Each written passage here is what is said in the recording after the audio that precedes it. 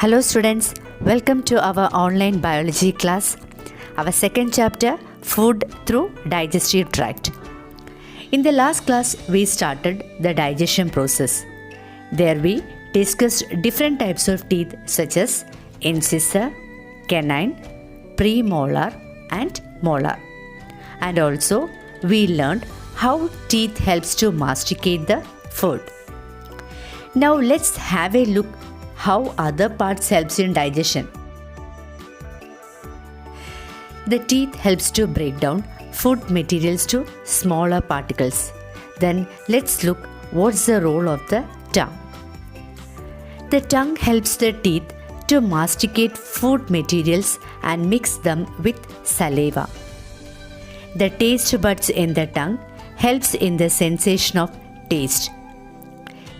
The taste buds in the tongue are sweet, sour, bitter and salt. Our mouth waters the moment when we see any tasty food. Am I right or not? Where is the saliva produced? Does the saliva plays any role in the process of digestion? Let's have a look. Now, what's this picture? There are 3 pairs of salivary glands in the mouth.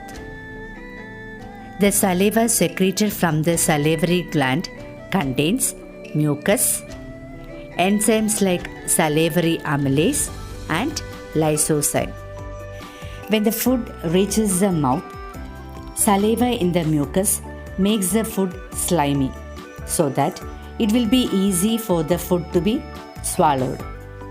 Next is the lysozyme. Lysozyme is an enzyme which helps to destroy the germs that enters the body through the food. Next one is the salivary amylase. The salivary amylase partially convert starch to maltose.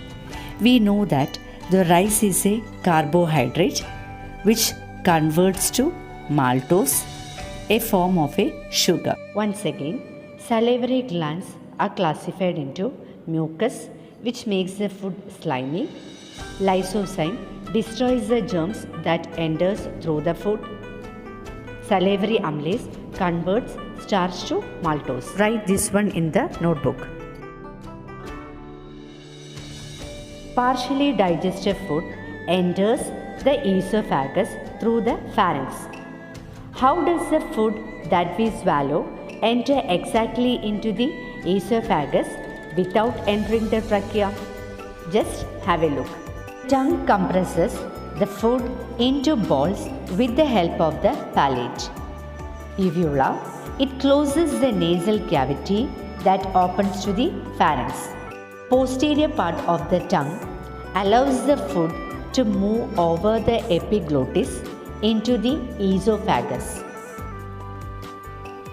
Look at the video. The trachea raises up and it is closed by this part. It is the epiglottis which allows air into the trachea and food particles towards the esophagus. Once again, the tongue compresses the food into balls with the help of the palate. It also helps the posterior part to allow the food to move over the epiglottis into the esophagus. Uvula, it closes the nasal cavity that opens to the pharynx. Epiglottis, the trachea raises up and it is closed by this part.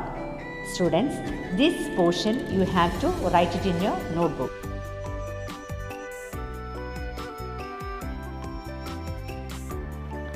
Have you understood the relevance of the saying that one should not talk while having food? The partially digested food reaches the stomach through the esophagus. Let's learn the process. The wave-like movement of the food particles through the walls of the esophagus is called peristalsis. Once again, the wave-like movement of food particles through the walls of the esophagus is called peristalsis. Write one question. What do you mean by peristalsis? It's very important.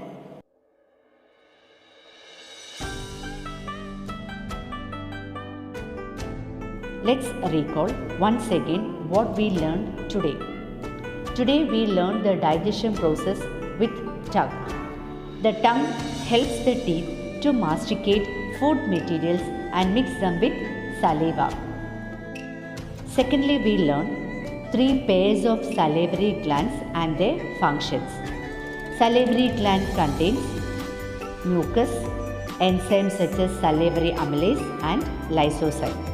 Mucus makes the food slimy. Lysosome helps to destroy the germs that enters the body through the food. Salivary amylase partially converts starch to maltose in the form of sugar. Then we learn the mode of swallowing food and also how the food reaches the stomach through the esophagus. Only this much for today. In the next class, we will learn what happens to the food that reaches the stomach.